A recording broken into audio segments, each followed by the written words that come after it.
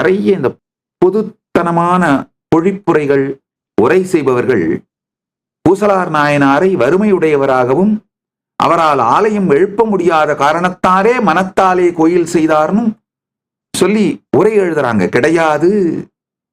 இந்த வார்த்தைகளை நல்லா பாருங்க. அன்றினார் புறம் எரித்தார்க்கு ஆலயம் எடுக்க எண்ணி ஒன்றும் அங்கு உதவாதாக கல்லோ மண்ணோ மரமோ செம்போ வெள்ளியோ பொன்னோ உதவாது என்று முடிவு செய்து உணர்வினால் எடுக்கும் தன்மை நன்று என மனத்தினாலே நல்ல ஆலயந்தான் செய்த நின்ற ஊர் பூசலார்தம் நினைவினை உரைக்கலுற்றாம்.